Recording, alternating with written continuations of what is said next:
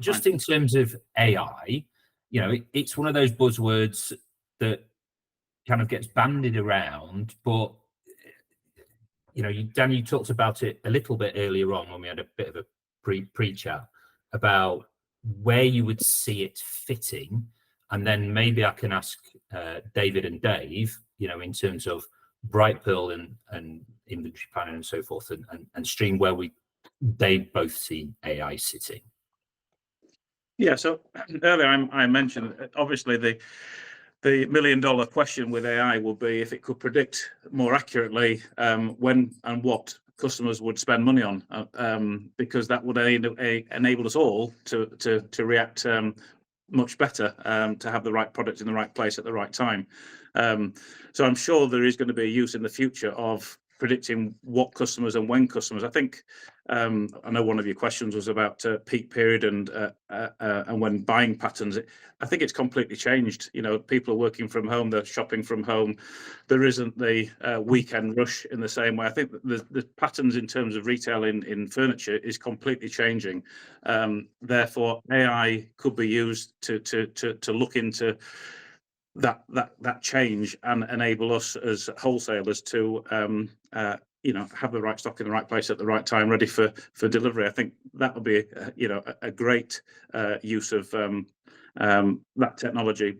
But yeah, it's out of my understanding, but I'm sure that will be down the line. That will be being focused on by Amazons and the like of. We work with Wayfair, who are a big player, particularly in America, that and they're already looking into this to work out what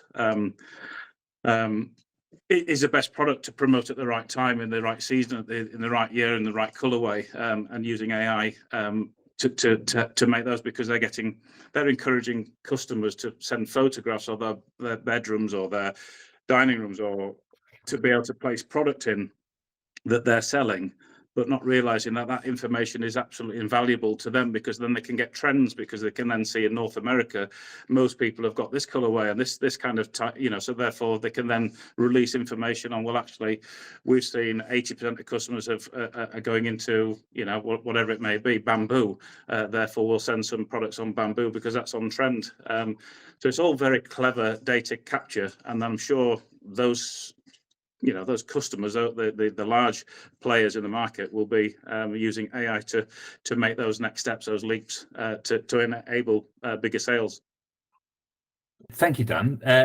In terms of Dave and David, which one of you two would like to go in first? Because there's some. I don't mind. Well, I was going to touch on something that you just said there, Dan. Firstly, we're all really right to be talking about AI like it is this big thing in the future. Everyone's kind of like, what is this thing? Because it's so young, and we don't really, not quite sure what the applications are of it. There are lots of issues. It's really expensive in terms of like hosting and the data sets you need to feed it.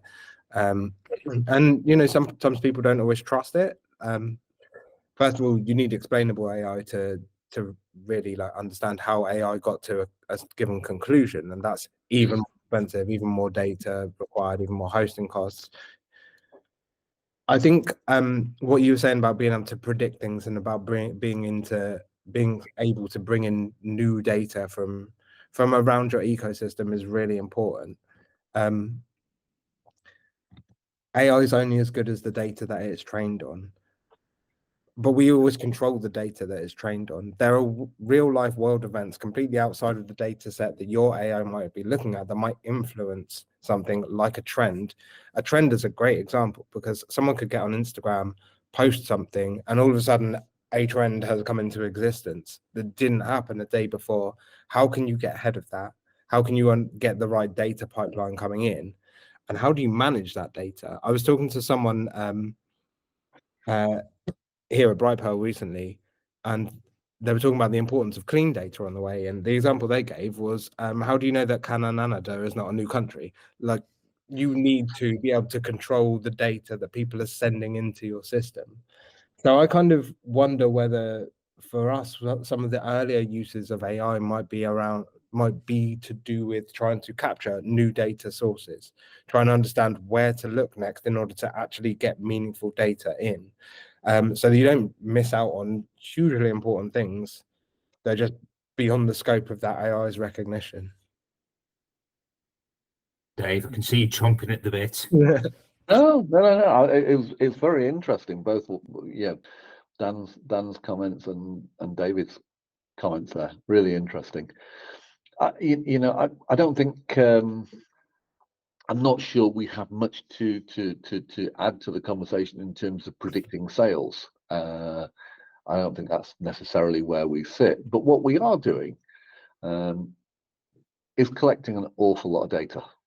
So we're collecting an awful lot of data from the mobile that the drivers are using in terms of, what times they're arriving places, what times they're leaving places, how long they're there, in terms of which parts of journeys are taking longer than others, in terms of which, we've got an article coming out on this shortly, what are the hotspots for where deliveries tend to be late?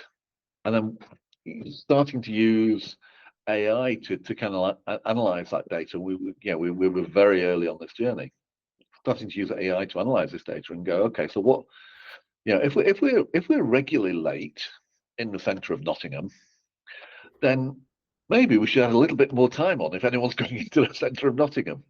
And if when we deliver this particular product, when Scandinavian House deliver this particular product, it always takes them half an hour longer than they say it is going to take them.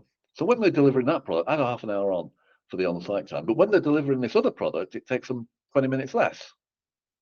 And start to just get a little bit more intelligent with the planning, with the routing, as well as, potentially how you can expose that data in a safe way and start to maybe generate answers to questions, start to respond to the emails that come in about where's my product, what's happened to my product.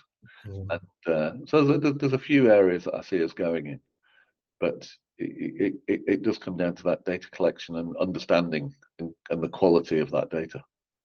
Yeah, I've heard that AI actually does, so like it's really good at things like route planning, or like better at it than it is at some other things.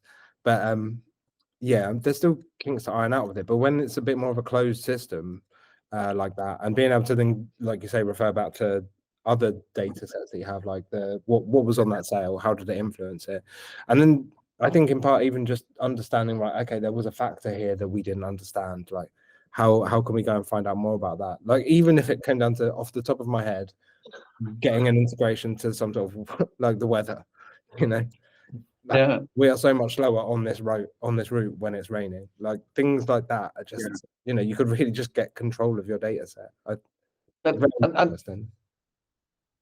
And the other area, I think, and there's a lot of focus about whether you call it decarbonisation or net zero or carbon footprint reduction or whatever you might call it. We've got a part to play in that, because we know what type of vehicles are being used. We know the carbon emissions those vehicles are producing. We know when they're being used.